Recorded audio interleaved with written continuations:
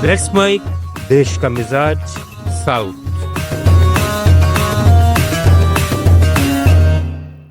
Let's mic देश का मिजाज में खबरें अब दक्षिण भारत से। तमिलनाडु के मुख्यमंत्री एम.के. स्टालिन ने राज्य भर में अनगलुडन स्टालिन योजना चलाई है। इसके तहत राज्य भर में 10,000 शिविरों के जरिए 46 सरकारी सेवाएं लोगों तक पहुंचाई जा रही हैं। यह डीएमके का बड़ा जनसंपर्क अभियान है जिसका मकसद ग्रामीण और शहरी क्षेत्रों में सरकार की उपलब्धियों को जन जन तक ले जाना है।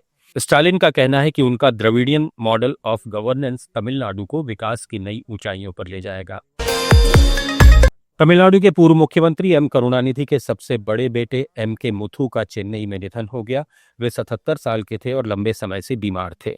मुथु का जन्म करुणानिधि की पहली पत्नी पद्मावती से हुआ था। वे एक अभिनेता और गायक थे जिन्हें 1970 के दशक में तमिल सिनेमा में अपने अनूठे अंदाज के लिए जाना जाता था। नेशनल ग्रीन ट्रिब्यूनल ने कर्नाटक सरकार को थेम्पेन्नई नदी में प्रदूषण पर तत्काल कार्रवाई करने का निर्देश दिया है। सरकार से 1 महीने के भीतर कार्य योजना पेश करने को कहा गया है। ट्रिब्यूनल ने एक समाचार रिपोर्ट के आधार पर स्वतः संज्ञान लिया था।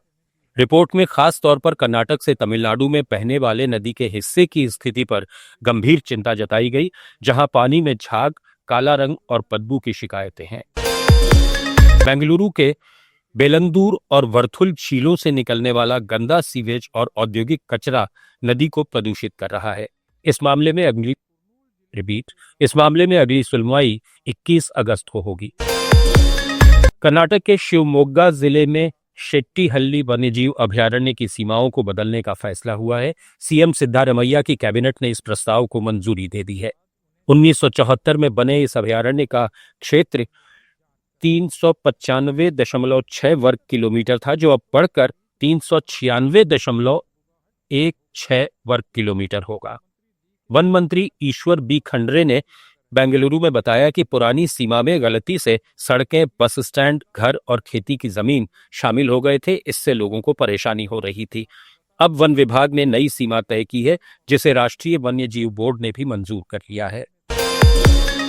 आंध्र प्रदेश के एक पुल का अनोखा डिजाइन सोशल मीडिया पर वायरल है। वासुदेवपुरम के पास स्टेट हाईवे 57 पर बने इस रेलवे ओवरब्रिज में 3 तीखे मोड़ हैं, जिसे देखकर लोग हैरान हैं। केरल कांग्रेस ने इसकी तस्वीर शेयर कर तेलुगु देशम बीजेपी गठबंधन पर तंज कसा और लिखा कि भोपाल ने 90 डिग्री का फ्लाईओवर बनाया था, तो आंध्र ने कहा रुको हमारा देखो। ये तस्वीर 7 लाख से ज्यादा बार देखी जा चुकी है। स्थानीय लोग इसे खतरनाक और घटिया इंजीनियरिंग का नमूना मान रहे हैं। तेलंगाना में बीआरएस नेता केटी रामाराव ने खम्मम में एक प्रेस ब्रीफिंग में दावा किया कि मुख्यमंत्री रेवंत रेड्डी न सिर्फ विपक्षी नेताओं बल्कि अपनी ही कैबिनेट के मंत्रियों, उप मुख्यमंत्री भट्टी विक्रमार्क, राजस्व मंत्री पोंगुलेटी श्रीनिवास रेड्डी और सिंचाई मंत्री उत्तम कुमार रेड्डी के फोन टैप करवा रहे हैं। केटीआर ने रेवंत को लाई डिटेक्टर टेस्ट देने की चुनौती दी ताकि सच सामने आए। जवाब में कांग्रेस एमएलसी बलमूरी वेंकट ने हैदराबाद में कहा कि बीआरएस शासन में फोन टैपिंग आम थी। उन्होंने केटीआर का ड्रग टेस्ट और लाई डिटेक्टर टेस्ट कराने की मांग की। वेंकट ने दावा किया कि बीआरएस ने जजों, पत्रकारों और मशहूर हस्तियों के फोन टैप कराए थे। केरल से सीपीएम सांसद जॉन ब्रिटास ने कांग्रेस नेता राहुल गांधी को नसीहत दी है। तिरुवनंतपुरम में मीडिया से बातचीत में ब्रिटास ने कहा कि राहुल गांधी को फूट डालने वाली बातें करने के बजाय धर्मनिरपेक्ष ताकतों को एकजुट करना चाहिए। दरअसल शुक्रवार को केरल में राहुल ने कहा था कि वे आरएसएस और सीपीएम से वैचारिक रूप से लड़ते हैं क्योंकि उनमें लोगों के प्रति संवेदना की कमी है। ब्रिटास ने तंज कसते हुए कहा कि राहुल जब भी केरल आते हैं ऐसी बातें बोलने की उनकी आदत हो जाती है।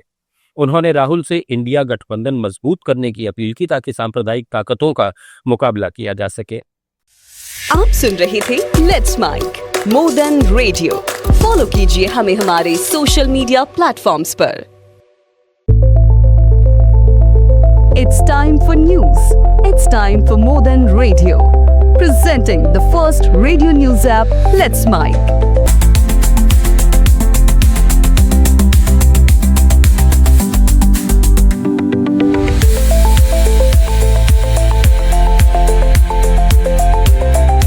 Let's Mike is not